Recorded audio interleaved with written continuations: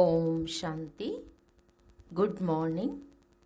20 जून 2025 के साकार वाणी हम सभी सुनेंगे।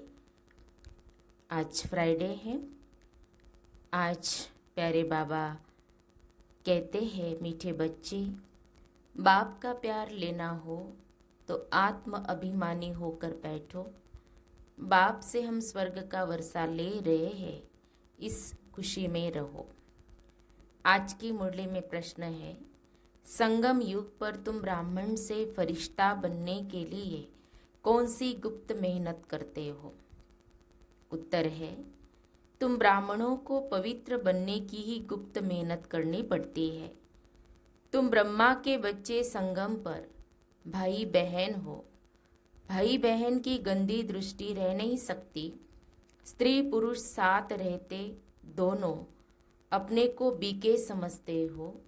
इस स्मृति से जब पूरा पवित्र बनो तब फरिश्ता बन सकेंगे। ओम शांति। मीठे मीठे बच्चों, अपने को आत्मा समझकर यहाँ बैठना है। यह राज तुम बच्चों को भी समझाना है।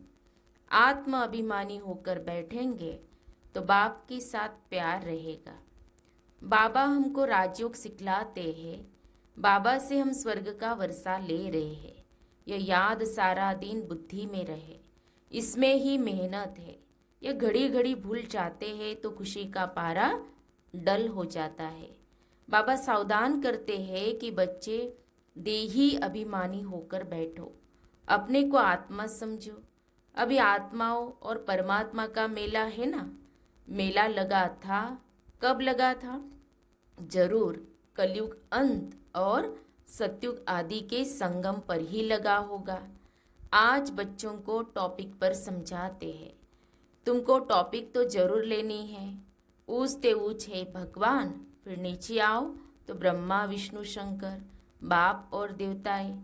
मनुष्यों को यह पता नहीं है शिव और ब्रह्मा विष्णु शंकर का संबंध क्या है। किसी को भी उनों की जीवन कहानी का पता नहीं है। त्रिमूर्ति का चित्र नामी ग्रामी है। यह तीनों है देवताएं। सिर्फ तीन का धर्म थोड़ी होता है। धर्म तो बड़ा होता है, डीटी धर्म। यह है सूक्ष्म वतनवासी, ऊपर में है शिव बाबा, मुख्य है ब्रह्मा और विष्णु। अभी बाप समझाते हैं, तुमको टॉपिक देनी है, ब्रह्मा सो विष्णु, विष्णु सो ब्रह्मा कैसे बनते हैं। जैसे तुम कहते हो हम शूद्र सो ब्राह्मण, ब्राह्मण सो देवता, वैसे इनका भी है, पहले पहले ब्रह्मा सो विष्णु, विष्णु सो ब्रह्मा। वह तो कह देते आत्मा सो परमात्मा, परमात्मा सो आत्मा। यह तो है रॉन्ग, हो भी नहीं सकता। तो इस टॉपिक पर अच्छी रीति समझाना है। कोई कहते परमात्मा श्री कृष्ण के तन में आए हैं। अगर श्री कृष्ण में आए फिर तो ब्रह्मा का पाठ खत्म हो जाता है। श्री कृष्ण तो है सतयुग का पहला प्रिंस, वहाँ पतित हो कैसे सकते, जिनको आकर पावन बनाए। बिल्कुल ही गलत है। यह बातें भी महारथी सर्विसेबल बच्चे ही समझते हैं। बाकी तो किसकी बुद्धि में बैठता ही नहीं है। यह टॉपिक तो बहुत फर्स्ट क्लास है। ब्रह्मा सो विष्णु, विष्णु सो ब्रह्मा कैसे बनते हैं, उनकी जीवन कहानी बतलाते हैं, क्योंकि इनका कनेक्शन है। शुरू ही ऐसे करना है। ब्रह्मा सो विष्णु एक सेकंड में, विष्णु सो ब्रह्मा बनने में 84 जन्म लगते हैं। यह बड़ी समझने की बातें हैं। अभी तुम हो ब्राह्मण कुल के। प्रजापिता ब्रह्मा का ब्राह्मण कुल कहा गया। प्रजापिता ब्रह्मा की तो नई दुनिया चाहिए ना। नई दुनिया है सतयुग, वहाँ तो प्रजापिता है नहीं। कलयुग में भी प्रजापिता हो नहीं सकता, वह है संगम युग पर। तुम अभी संगम पर हो। शूद्र से तुम ब्राह्मण बने हो। बाप ने ब्रह्मा को एडॉप्ट किया है। शिव बाबा ने इनको कैसे रचा यह कोई नहीं जानते हैं। त्रिमूर्ति में रचता शिव का चित्र ही नहीं है, तो मालूम कैसे पड़े कि ऊंचते ऊंच भगवान है, बाकी सब है उनकी रचना। यह है ब्राह्मण संप्रदाय, तो जरूर प्रजापिता चाहिए। कलयुग में तो हो न सके। सतयुग में भी नहीं गाया जाता है ब्राह्मण देवी देवताए नमः। अब ब्राह्मण कहाँ के है? प्रजापिता ब्रह्मा कहाँ का है? जरूर संगम युग का कहेंगे। यह है पुरुषोत्तम संगम युग। इस संगम युग का कोई भी शास्त्रों में वर्णन नहीं है। महाभारत लड़ाई भी संगम पर लगी है, न कि सतयुग या कलयुग में। पांडव और कौरव यह है संगम पर। तुम पांडव संगम युगी हो तो कौरव कलयुगी है। गीता में भी भगवान उवाच है ना, तुम हो पांडव दैवी संप्रदाय। तुम रूहानी पंडे बनते हो, तुम्हारी है रूहानी यात्रा जो तुम बुद्धि से करते हो। बाप कहते अपने को आत्मा समझो, याद की यात्रा पर रहो। जिस्मानी यात्रा में तीर्थों आदि पर जाकर फिर लौट आते हैं, वह आधा कल्प चलती है। यह संगम युग की यात्रा एक ही बार की है। तुम जाकर मृत्यु लोक में वापिस नहीं आएंगे। पवित्र बन फिर तुमको पवित्र दुनिया में आना है, इसलिए तुम अब पवित्र बन रहे हो। तुम जानते हो अभी हम ब्राह्मण संप्रदाय के हैं, फिर दैवी संप्रदाय विष्णु संप्रदाय बनते हैं।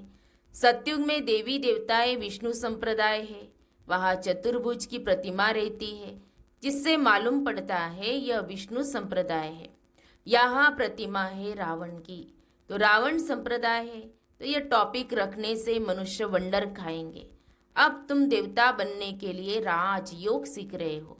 ब्रह्मा मुख वंशावली ब्राह्मण, तुम शूद्र से ब्राह्मण बने हो, एडॉप्ट किए हुए हो। ब्राह्मण भी यहाँ है, फिर देवता भी यहाँ बनेंगे। डिनाइस्टी यहाँ ही होती है। डिनाइस्टी राजाई को कहा जाता है। विष्णु की डिनाइस्टी है, ब्राह्मणों की डिनाइस्टी नहीं कहेंगे। डिनाइस्टी में राजाई चलती है, एक पिछाड़ी दूसरा फिर तीसरा। अभी तुम जानते हो हम है ब्राह्मण कुलभूषण, फिर देवता बनते हैं। ब्राह्मण सो विष्णु कुल में, विष्णु कुल से आते हैं क्षत्रिय चंद्रवंशी कुल में, फिर वैश्य कुल में, फिर शूद्र कुल में, फिर ब्राह्मण सो देवता बनेंगे। अर्थ कितना क्लियर है। चित्रों में क्या क्या दिखाते हैं। हम ब्राह्मण सो विष्णुपुरी के मालिक बनते हैं, इसमें मूंझना नहीं चाहिए। बाबा जो ऐसे अर्थात निबंध देते हैं, उस पर फिर विचार सागर मंथन करना चाहिए। किसको कैसे समझाए, जो मनुष्य वंडर खाए कि यह इनकी समझानी तो बहुत अच्छी है, सिवाय ज्ञान सागर और तो कोई समझा न सके। विचार सागर मंथन कर फिर बैठ लिखना चाहिए, फिर पढ़ो तो ख्याल में आएगा। यह अक्षर ऐड करने चाहिए। बाबा भी पहले पहले मुरली लिखकर तुमको हाथ में दे देते थे, फिर सुनाते थे। यहाँ तो तुम घर में बाबा के साथ रहते हो, अब तो तुमको बाहर में जाकर सुनाना पड़ता है। ये टॉपिक बड़ी वंडरफुल है। ब्रह्मा सो विष्णु, इनको कोई नहीं जानते। विष्णु की नाभि से ब्रह्मा दिखाते हैं, जैसे गांधी की नाभि से नेहरू, परंतु डिनाइस्टी तो चाहिए ना। ब्राह्मण कुल में राजाई नहीं है। ब्राह्मण संप्रदाय सो बनते हैं डीटी डिनाइस्टी, फिर चंद्रवंशी डिनाइस्टी में जाएंगे, फिर वैश्य डिनाइस्टी। ऐसे हर एक डिनाइस्टी चलती है ना। सतयुग है वाइसलेस वर्ल्ड, कलयुग है विशेष वर्ल्ड। यह दो अक्षर भी कोई की बुद्धि में नहीं है, नहीं तो यह जरूर बुद्धि में होने चाहिए कि विशेष से वाइसलेस कैसे बनते हैं। मनुष्य न वाइसलेस को जानते न विशेष को जानते। तुमको समझाया जाता है देवताएं वाइसलेस है, अर्थात विकार रहित निर्विकारी। ऐसे कभी नहीं सुना कि ब्राह्मण वाइसलेस है। नई दुनिया है वाइसलेस, अर्थात विकार रहित। पुरानी दुनिया है विशेष। तो जरूर संगम युग दिखाना पड़े, इसका किसको भी पता नहीं है। पुरुषोत्तम मास मनाते हैं ना, वह 3 वर्ष बाद एक मास मनाते हैं। तुम्हारा 5000 वर्ष बाद एक संगम युग आता है। मनुष्य आत्मा और परमात्मा को यथार्थ नहीं जानते हैं, सिर्फ कह देते हैं चमकता है अजब सितारा, बस जैसे दिखाते हैं। रामकृष्ण परमहंस का चेला विवेकानंद कहता था, मैं गुरु के सामने बैठा था। गुरु का भी ध्यान तो करते हैं ना। अभी बाप कहते मामेकम याद करो, ध्यान की तो बात ही नहीं, गुरु तो याद है ही। खास बैठ करके याद करने से याद आएगा क्या। उनकी गुरु में भावना थी कि यह भगवान है, तो देखा कि उनकी आत्मा निकल मेरे में लीन हो गई। उनकी आत्मा कहाँ जाकर बैठी, फिर क्या हुआ, कुछ भी वर्णन नहीं। बस खुश हुआ, हमको भगवान का साक्षात्कार हुआ। भगवान क्या है वह नहीं जानते। बाप समझाते हैं, सीढ़ी के चित्र पर तुम समझाओ, यह है भक्ति मार्ग।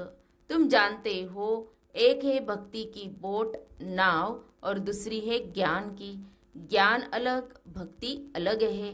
बाबा कहते, हमने तुमको कल्प पहले ज्ञान दिया था, विश्व का मालिक बनाया था। अब तुम कहाँ हो? तुम बच्चों की बुद्धि में सारा ज्ञान है। कैसे और डिनेस्टी आती, कैसे झाड़ बढ़ता है, जैसे गुलदस्ता होता है ना, ये सृष्टि रूपी झाड़ भी फूलदान है। बीच में तुम्हारा धर्म, फिर इनसे और 3 धर्म निकलते हैं, फिर उनसे वृद्धि होती जाती है।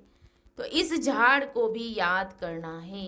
कितनी टाल टालियाँ आदि निकलती रहती है, पिछाड़ी में आने वाले का मान भी हो जाता है। बड़ का झाड़ होता है ना, थूर है नहीं, बाकी सारा झाड़ खड़ा है। देवी देवता धर्म भी खत्म हुआ पड़ा है, बिल्कुल सड़ गया है। भारतवासी अपने धर्म को बिल्कुल नहीं जानते और सब अपने धर्म को जानते हैं। यह कहते हम धर्म को मानते ही नहीं। मुख्य है ये 4 धर्म, बाकी छोटे छोटे तो अनेक हैं। इस झाड़ और सृष्टि चक्र को तुम अभी जानते हो। देवी देवता धर्म का नाम ही गुम कर दिया है, फिर बाप उसकी स्थापना कर बाकी सब धर्म का विनाश कर देते हैं। गोले के चित्र पर भी जरूर ले जाना चाहिए।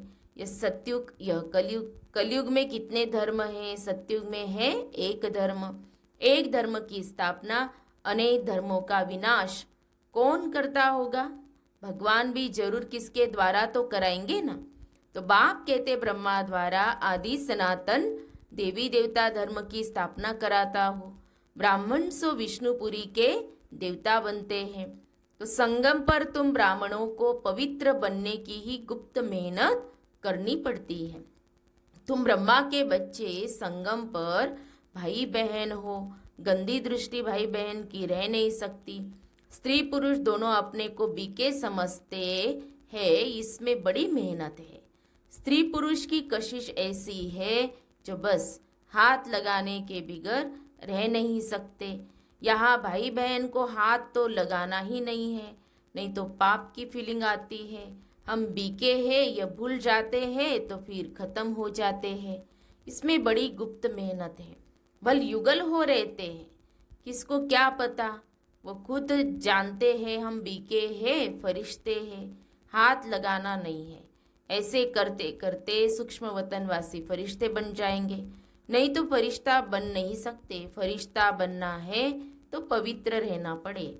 ऐसी जोड़ी निकले तो नंबर 1 जाए। कहते दादा ने तो सब अनुभव किया, पिछाड़ी में करके सन्यास किया है। बहुत मेहनत तो उनको है जो जोड़ा बन जाते हैं, फिर उसमें ज्ञान और योग भी चाहिए। बहुतों को आप समान बनाए तब बड़ा राजा बने। सिर्फ एक बात तो नहीं है ना, बाप कहते तुम शिव बाबा को याद करो, यह है प्रजापिता। बहुत ऐसे भी है जो कहते हमारा काम तो शिव बाबा से है, हम ब्रह्मा को याद ही क्यों करें, उनको पत्र ही क्यों लिखे। ऐसे भी है।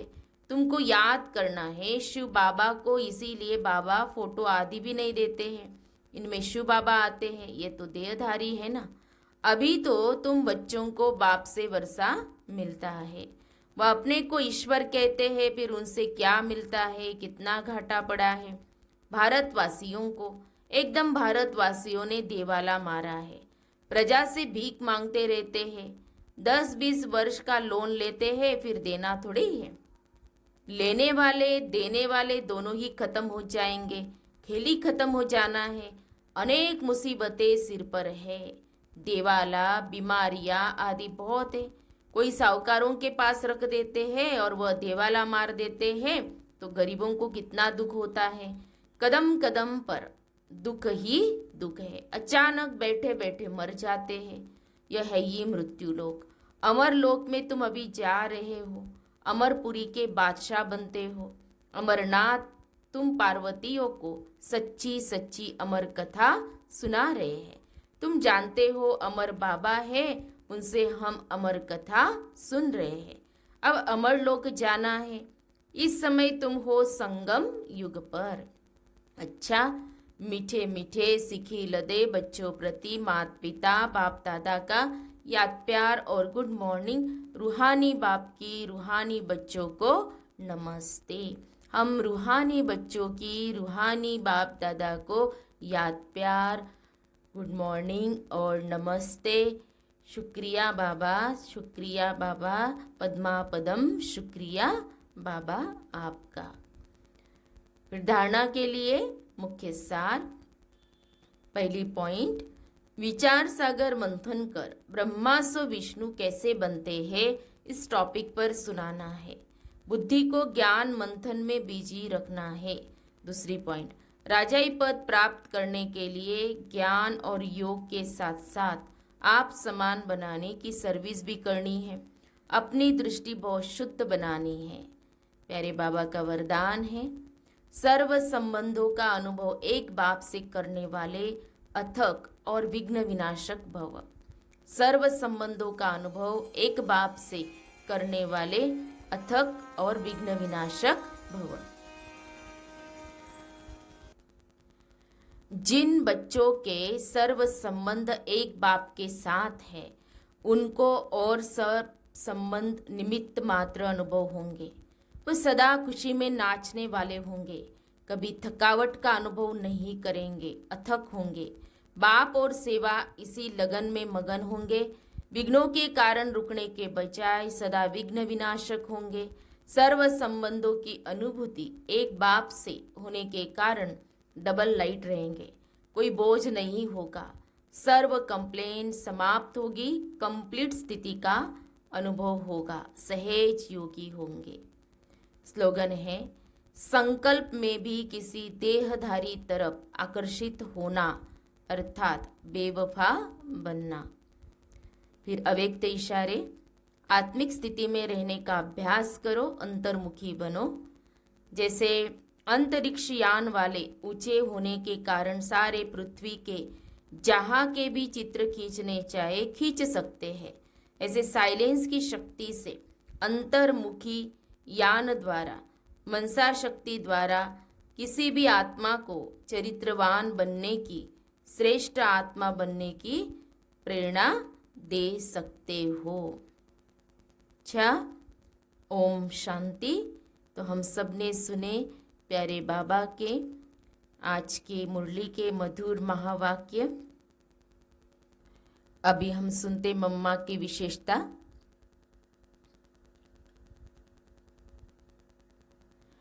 मम्मा में हमने यह देखा है कि सामने कोई भी आए, किसी भाव से भी आए, मम्मा की दृष्टि पड़ते ही वह चरणों में झुक जाता था। हम तपस्या में 14 वर्ष मम्मा के अंग संग रहे। रोज अमृत वेले 2 बजे बिस्तर छोड़ती थी और कुर्सी पर बैठ योग करती थी। यह मम्मा की नियमित दिनचर्या थी। मम्मा हमें सब प्रकार की कर्मना सेवा साथ में बैठकर सिखाती थी। चाहे अनाज साफ करते थे, चाहे सब्जी काटते थे, मम्मा सबसे पहले आकर बैठती थी और कैसे साफ करे और काटे वो भी सिखाती थी। अच्छा, ओम शांति।